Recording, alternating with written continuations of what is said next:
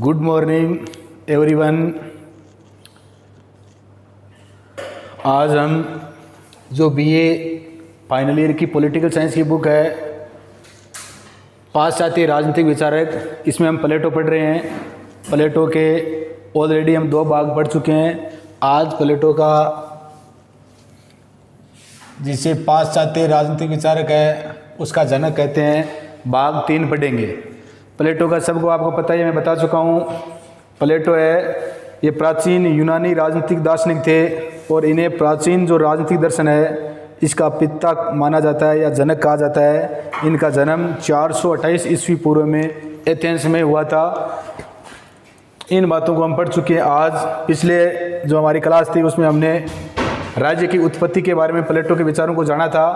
आज हम प्लेटो द्वारा रिपब्लिक में बताए गए सरकार के रूप, जो अपने प्लेटो को इस जो रिपब्लिक बुक है इसी के कारण इनको जाना जाता है। तो अपनी जो रिपब्लिक है इसमें इन्होंने सरकार के रूप बताए हैं। तो इन बातों का ध्यान रखना है। ये आया हुआ क्वेश्चन एक बार के प्लेटो ने अपनी जो रिपब्लिक जो पुस्तक है इसमें सरकार का कौन सा रूप नहीं बताया है, तो इन बातों का ध्यान रखना। क्वेश्चन आया हुआ है तो अपने को अभिजातंत्र रिपब्लिक जो पुस्तक है इसी के कारण प्लेटो को प्रसिद्धि मिली थी और इसी के कारण इनको जाना जाता है। तो पहला इन्होंने जो अपनी ये रिपब्लिक पुस्तक है इसमें इन्होंने अभिजातंत्र, दूसरा जो सरकार का रूप बताया है वो बताया है सैनिक तंत्र, दूसरा रूप बताया है सैनिक तंत्र, तीसरा रूप जो बताया वो है धनिक तंत्र, चौथा जो रूप बताया वो है प्रजातंत्र और पांचवा जो रूप बताया है वो है निरंकुश तंत्र।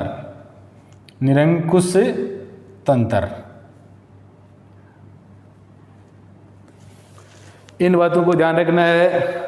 प्लेटो ने जो अपनी प्रसिद्ध पुस्तक है रिपब्लिक, इसमें सरकार के ये 5 रूप बताए हैं: अभिजातंत्र, सैनिक तंत्र, धनिक तंत्र, प्रजातंत्र और निरंकुश तंत्र।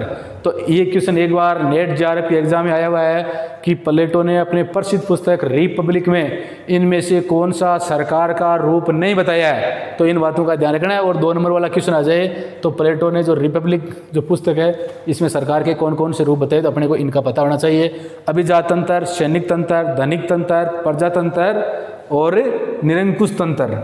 अब शासन प्रणाली प्लेटो है जो ये सरकार के रूप बताए हैं, इसमें ये कौन सी शासन प्रणाली को श्रेष्ठ मानता है और कौन सी जो शासन प्रणाली है इसको निकृष्ट मानता है। प्लेटो ने लोकतंत्रात्मक जो शासन प्रणाली है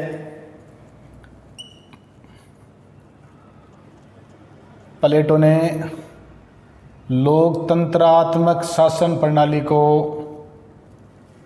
जो वर्तमान समय की लोकतंत्रात्मक शासन प्रणाली है, इसको शासन का भ्रष्ट रूप मानना है। शासन का भ्रष्ट रूप मानना है। क्वेश्चन एक बार सीधा पूछा गया है कि प्लेटो है कौन सी शासन प्रणाली को है वो भ्रष्ट रूप मानता है, तो ये अपने को ध्यान रखना है। लोकतंत्रात्मक जो शासन प्रणाली है इसको प्लेटो क्या मानता है? शासन का सबसे भ्रष्ट रूप मानता है। तो इस क्वेश्चन का ध्यान रखना है।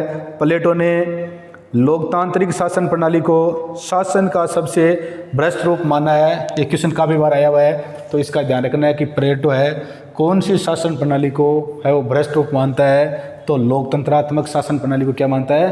भ्रष्ट रूप मानता है। प्लेटो के अनुसार राजतंत्रीय शासन प्रणाली सर्वश्रेष्ठ है। प्लेटो के अनुसार जो राजतंत्रीय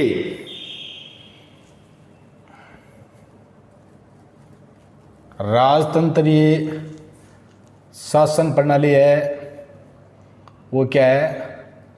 श्रेष्ठ है। इस बात का ध्यान रखना है। प्लेटो के अनुसार जो राजतंत्रीय शासन प्रणाली है वह सर्वश्रेष्ठ शासन प्रणाली है। तो भ्रष्ट शासन प्रणाली कौन सी है? लोकतंत्रात्मक शासन प्रणाली। तो सर्वश्रेष्ठ शासन प्रणाली प्लेटो के अनुसार कौन सी है, तो कौन सी है, राजतंत्रीय शासन प्रणाली। दोनों ही क्वेश्चन बार बार कंपटीशन एग्जाम में पूछे गए हैं, तो ध्यान रखना है। प्लेटो है वो लोकतंत्रात्मक शासन प्रणाली को शासन का भ्रष्ट रूप मानता है, तो राजतंत्रीय शासन प्रणाली को सर्वश्रेष्ठ शासन प्रणाली मानता है। इन दोनों बातों का ध्यान रखना है। प्लेटो है, इनके अनुसार शासन क्या है, एक कला है। क्वेश्चन आ जाए कि शासन एक कला है, ये किसने माना है, तो किसने माना है, हालांकि और भी विचारक है जो शासन को एक कला मानते हैं कि जो राजा है वो एक कलाकार की भांति होना चाहिए, तो प्लेटो भी शासन को क्या मानता है, एक कला मानता है कि शासन वही व्यक्ति कर सकता है जिसमें क्या हो, ये कला हो। तो प्लेटो शासन को एक कला मानता है। उसने दार्शनिक राजा का, प्लेटो ने क्वेश्चन ये भी आया हुआ है कि प्लेटो ने किस राजा का समर्थन किया है, तो प्लेटो ने किस राजा का समर्थन किया है, दार्शनिक राजा का समर्थन किया है। किस राजा का समर्थन किया है, दार्शनिक राजा का समर्थन किया है। शेबाइन ने प्लेटो के दार्शनिक राजा को प्रबुद्ध अधिनायकवाद कहा है। शेबाइन ने काफ़ी बार क्वेश्चन पूछा गया है। शेबाइन ने एक विचारक है, शेबाइन जिसने एक विचारक है, शेबाइन जिसने प्लेटो के इस दार्शनिक जो राजा सिद्धांत है, इस दार्शनिक राजा सिद्धांत को क्या कहा है, प्रबुद्ध अधिनायकवादी। क्या कहा है, प्रबुद्ध अधिनायकवादी। अधिनायकवाद का आप जानते हो, अधि प्लस नायक, वह व्यक्ति जिसमें मतलब सारी शासन शक्तियां हैं किसी एक ही व्यक्ति के हाथ में, उसे क्या कहते हैं, अधिनायक कहते हैं। और प्रबुद्ध, प्रबुद्ध का मतलब क्या होता है, चैतन्य। लोगों को पता है फिर भी अपनी शक्तियां है किसी एक व्यक्ति को सौंप देना, मतलब चैतन्य है, जागृत अवस्था है, विद्वान है, इसको क्या कहते हैं, प्रबुद्ध अधिनायकवाद। तो हमने ये प्लेटो की शासन प्रणाली पढ़ी, इसमें लोकतंत्रात्मक शासन प्रणाली को ये भ्रष्ट रूप मानता है।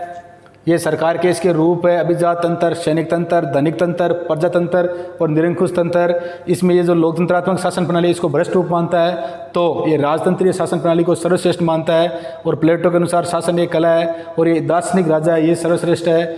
और ये दार्शनिक राजा को क्या कहता है, शेबाइन ने कहा है प्लेटो के जो दार्शनिक राजा है इसको प्रबुद्ध है वो अधिनायकवादी का है। इन बातों का ध्यान रखना है। ये प्लेटो की जो है ये शासन प्रणाली के बारे में हमने पढ़ा था।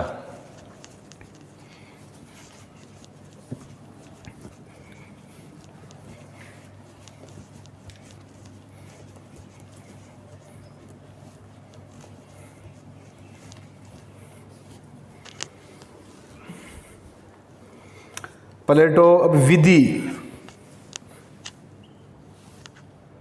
विधि या कानून, इसके बारे में प्लेटो है, इसके क्या विचार है। तो विधि, प्लेटो के अनुसार दार्शनिक राजा का विवेक किसी भी विधि या अध्यादेश से ज़्यादा महत्वपूर्ण है। प्लेटो कहता है, क्योंकि प्लेटो अपना जो राज्य है इसमें दार्शनिक राजा है, दार्शनिक राजा को मानता है। तो दार्शनिक राजा है, दार्शनिक राजा का विवेक है, दार्शनिक राजा का विवेक किसी भी विधि या अध्यादेश, भी एक तरह की क्या होती है, विधि होती है, अध्यादेश, अधि प्लस आदेश, जो वर्तमान समय में राष्ट्रपति के द्वारा अनुच्छेद 123 में जारी किया जाता है, राज्यपाल द्वारा अनुच्छेद 213 में, जब संसद या विधानमंडल का सत्र नहीं चल रहा हो। तो ये कहता है कि जो दार्शनिक राजा है उसका विवेक ही क्या है, विधि या जो अध्यादेश है उससे ज़्यादा महत्वपूर्ण है। तो प्लेटो विधि को कुछ नहीं मानता है, किसको मानता है, दार्शनिक राजा के विवेक को मानता है। क्योंकि इन्होंने कहा था कि प्रत्येक व्यक्ति की आत्मा में 3 गुण पाए जाते हैं। हमने पढ़ा था, पहला पढ़ा था दार्शनिक या विवेक, बुद्धिमानी, दूसरा साहस या शौर्य, और तीसरा तृष्णा या वासना। तो इन्होंने जो दार्शनिक राजा है इसमें जो विवेक है इसको विधि या जो अध्यादेश है उससे भी ज़्यादा महत्वपूर्ण मानता है। प्लेटो ने विधि को, विधि या जो कानून है उसको क्या माना है, अज्ञान माना है। क्या माना है, अज्ञान माना है। कि किसी प्रकार का ज्ञान नहीं है, क्योंकि प्लेटो किसको मानता है, दार्शनिक राजा को मानता है, और उसमें क्या होता है, विवेक नामक गुण है, उसमें आत्मा में ये गुण पाया जाता है। प्लेटो ने गुफा की उपमा का प्रयोग करते हुए कहा कि प्लेटो ने गुफा का यहाँ पर सिद्धांत दिया है, गुफा की उपमा का प्रयोग करते हुए बताया कि जो व्यक्ति गुफा में रहता है वह आग के प्रकाश को ही, ये बोल रहे हैं प्लेटो कि जो व्यक्ति गुफा में रहता है वो बाहर जो ये आग का प्रकाश देखता है, इस आग के प्रकाश को ये वास्तविक प्रकाश मानने लगता है, क्योंकि गुफा में जो व्यक्ति है आग के प्रकाश को ही देखता है और ये आग के प्रकाश को ही क्या मानने लगता है, वास्तविक प्रकाश मानने लगता है। जबकि वास्तविक प्रकाश तो किसका प्रकाश है, सूर्य का प्रकाश है। जबकि वास्तविक प्रकाश है वो तो किसका है, सूर्य का प्रकाश है। तो ये गुफा का सिद्धांत देते हुए प्लेटो कहता है जो व्यक्ति गुफा में रहता है वो आग को ही वास्तविक प्रकाश मानता है, जबकि ऐसा नहीं है। वास्तविक प्रकाश किसका प्रकाश है, सूर्य का प्रकाश है। आया था अभी फर्स्ट ग्रेड में, गुफा का सिद्धांत किस विचारक की देन है, तो किसकी देन है, प्लेटो की देन है। इस बात का ध्यान रखना है। एक इसका उदात्त झूठ का सिद्धांत भी है जो हम आगे कभी क्लास में चर्चा करेंगे। इसलिए प्लेटो ने परंपरा, प्रथा एवं विधि, इसलिए प्लेटो ने परंपरा है, प्रथा है, विधि है, सभी को क्या माना है, अज्ञान माना है। इन्होंने कहा कि न कोई परंपरा है, न कोई प्रथा है और न कोई विधि या कानून है, सभी को इसने क्या माना है, अज्ञान माना है। तो प्लेटो अपने विधि या कानून में कहता है कि दार्शनिक राजा का विवेक ही किसी विधि या आदेश से ज़्यादा क्या है, महत्वपूर्ण है। इन्होंने, प्लेटो ने विधि को अज्ञान माना है और इसने गुफा जो है, इस गुफा का सिद्धांत देते हुए या गुफा की उपमा बताते हुए कहा है कि जो व्यक्ति गुफा में रहता है वो आग को ही वास्तविक प्रकाश मानता है, जबकि उसको पता नहीं है कि वास्तविक प्रकाश किसका होता है, सूर्य का होता है। और इसलिए प्लेटो परंपरा, प्रथा और विधि है, इसको क्या मानता है, अज्ञान मानता है कि ये कोई भी कुछ भी नहीं है। ये प्लेटो है, इन्होंने अपने बाद की रचना, प्लेटो ने अपनी बाद की रचना है द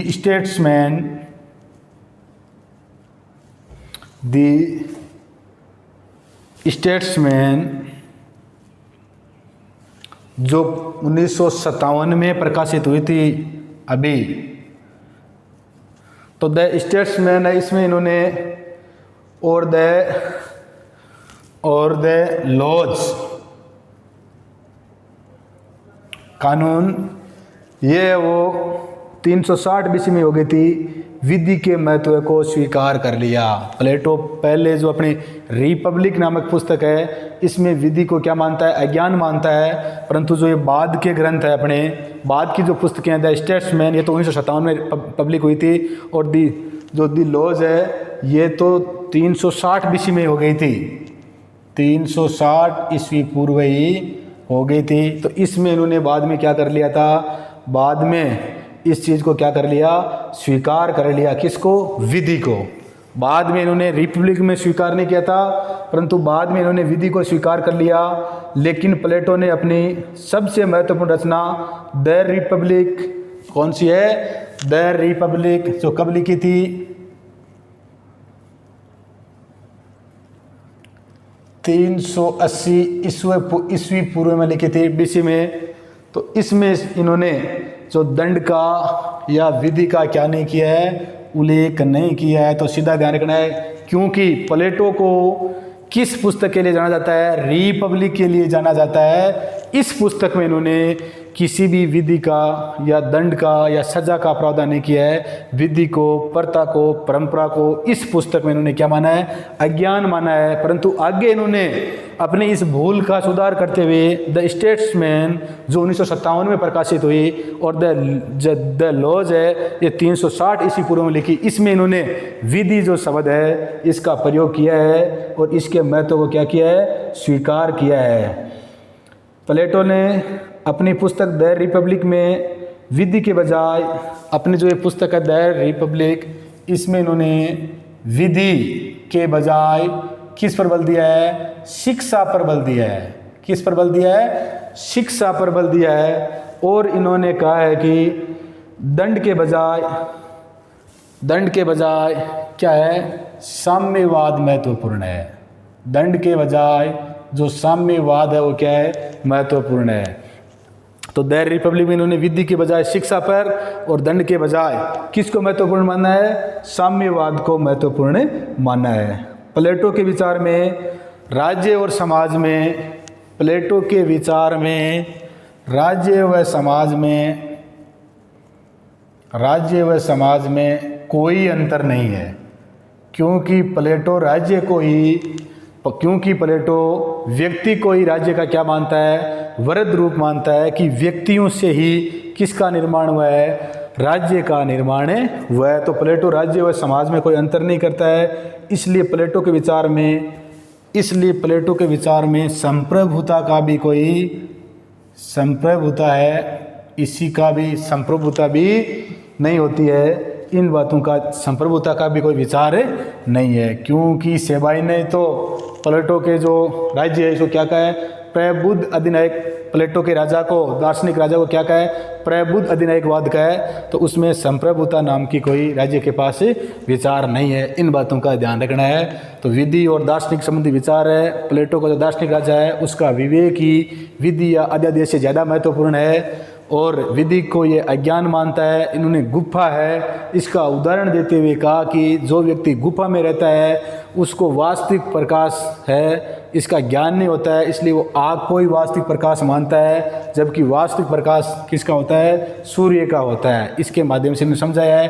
परंपरा, प्रथा और विधि को इसने अज्ञान का है। अपनी जो पुस्तक बाद में इन्होंने अपने इन विचारों में क्या कर लिया? संशोधन कर लिया, सुधार किया, और अपनी पुस्तक द स्टेट्समैन जो अभी 1957 में हुई थी, ये प्रकाशित हुई थी, और दी लॉज जो 360 ईस्वी पूर्व में हो गई थी, इसमें इन्होंने इन बातों को मान लिया।